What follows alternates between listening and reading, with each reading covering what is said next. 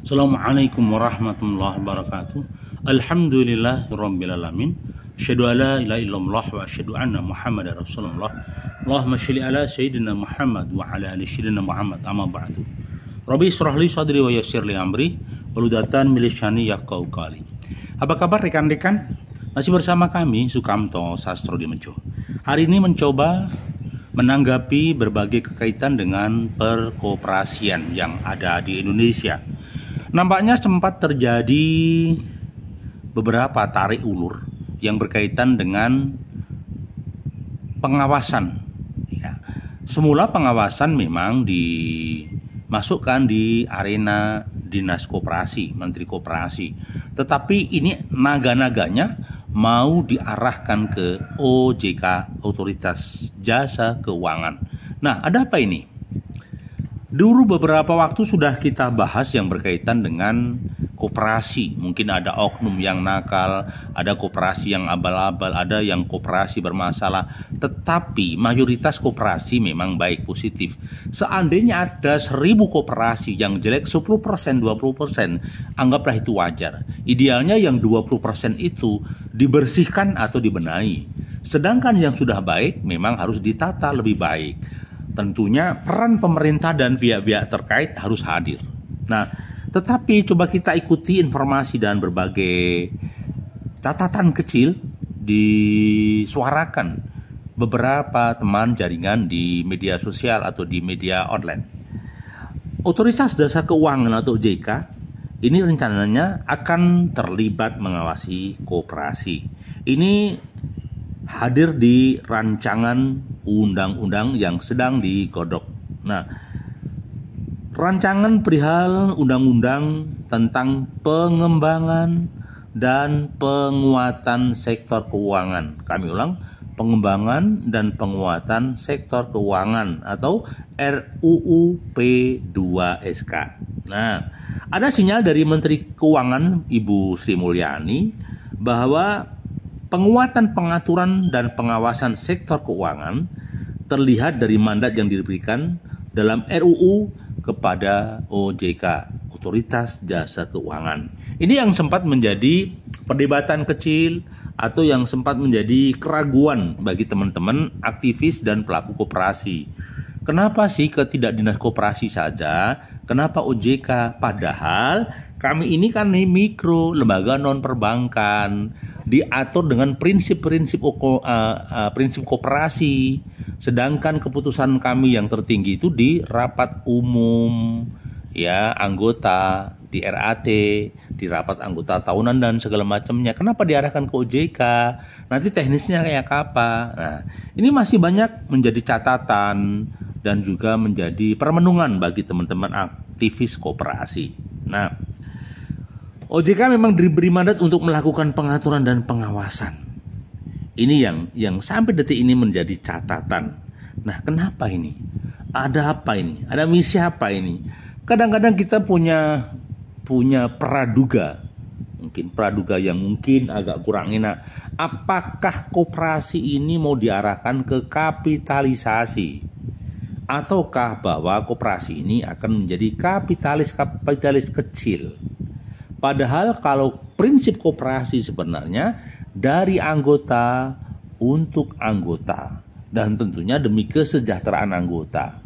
Tetapi kalau prinsip-prinsip kapitalis masuk, yang terjadi nanti apa bedanya koperasi dengan PT? Apa bedanya koperasi dengan bank? Nah, makanya akan kita cermati sebenarnya mau dibawa kemana ini wadah koperasi ini. Yang dulu sempat mau diganti tapi nggak jadi, kembali ke Undang-Undang Nomor 25 begitu. Oleh karena itu pemerintah dan DPR akan menegakkan kepercayaan dan menjaga kepercayaan kepada sektor keuangan, ya melalui tadi RUU P2SK. Itu maunya sih pengen menegakkan aturan sehingga ada keamanan bagi anggota koperasi. Mungkin begitu. Tujuannya positifnya atau sisi baiknya. Nah, sedangkan RUU P2SK dapat memberikan katanya ini regulasi, kerangka regulasi, dan katanya bisa merespon tantangan-tantangan zaman, kayak hadirnya pinjaman online dan segala macamnya. Maka apakah benar begitu? Wallahu alam. Yang pasti memang insan koperasi harus berbenah diri dan bersiap diri. Kalau sampai nanti peraturan itu muncul, harus dalam OJK, kita harus merampingkan. Kita harus lebih hati-hati, ya. Kita harus lebih cermat. Kita harus mengikuti regulasi dan aturan yang ada.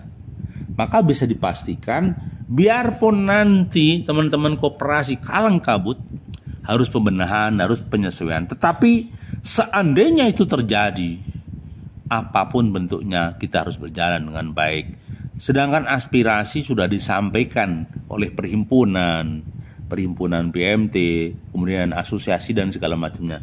Kalau memang ini akhir ceritanya sulit, ya sudah. Karena apa? Dunia ini selalu berkembang, nuting zaman kelakone. Kalau memang harus begitu, ya sudah, kita ikuti alur dan aturan mainnya. Gitu loh.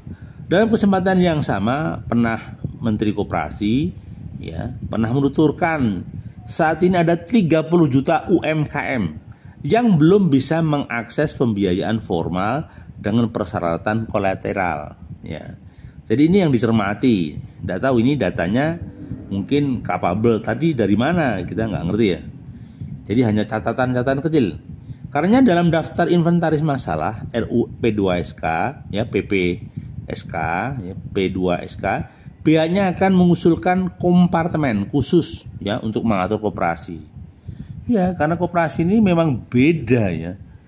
Konsepnya itu dari kita untuk anggota, rapat tertinggi itu menjadi solusi gitu loh. Ya. Di bawah RUU PPSK maka harus ada kompartemen khusus untuk operasi dengan pengaturan tertentu di OJK. Nah, supaya prinsip dasar koperasi dan kemudahan koperasi menyalurkan pembiayaan ke masyarakat tetap bisa dijalankan gitu ya. Itu beberapa catatan kecil yang berkaitan dengan persoalan-persoalan kita. Memang tidak mudah, pelik dan sangat pelik, tetapi apapun bentuknya harus dijalani ya. Tidak ada kata menyerah ya. Tidak ada kata menyerah. Kita harus eksis dan semakin eksis. Kalau kita menyerah bisa dipastikan kandas dan bisa dipastikan hancur gitu. Nah, lah Pak, bagaimana tempat lain? Sama. Jadi semua akan berbenah pada lembaganya masing-masing. Semua akan berbenah pada institusinya masing-masing. Mohon maaf, saya minum dulu. Nah, berkaitan dengan itu tentunya kita harus lakukan terobosan baru. Kita lakukan jurus-jurus baru agar teman-teman koperasi akan semakin eksis dan berani menghadapi kenyataan yang pahit. Memang RUU belum selesai, tetapi naga-naganya mau dibawa ke sana gitu. Jadi rancangan Undang-Undang P2SK itu diharapkan bisa memberikan solusi, memberikan regulasi, serta kerangka regulasi di satu sisi merespon tantangan yang saat ini dan yang akan datang maupun di dalam pembangunan sebuah kerangka yang bisa membangun sektor keuangan yang adil, dipercaya dan kredibel. Ya, itu. Jadi apakah sulit? Sebenarnya enggak sih. Butuh latihan, butuh ketekunan, butuh keseriusan.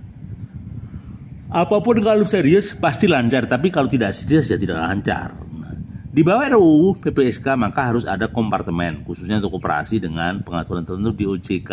Nah, ini semuanya harus sinergi. Kelompok tani, KPL, koordinator wilayah dan segala macamnya. Jadi pihak-pihak terkait harus dikondisikan begitu. Nah, terus bagaimana ini? Sudahlah, jalani saja. Nuting zaman kelakone ya. Yang penting begini, koperasi tetap punya prinsip-prinsip koperasi dari anggota untuk anggota. Kemudian yang kedua, harus ada simpanan pokok. Ya. Simpanan pokok ini yang mengatur semuanya. Dan jangan lupa ada istilahnya simpanan khusus. Nah, Jadi kesimpulannya apa? Sudahlah, jalani saja. Semoga ada sisi kebaikan yang bisa kita ambil. Semoga sesuatu yang baru disenangi, tetapi belum tentu dengan yang lain. Sekali lagi terima kasih atensinya, masih bersama Sukamto Sastro di Menjawab Channel. Assalamualaikum warahmatullahi wabarakatuh.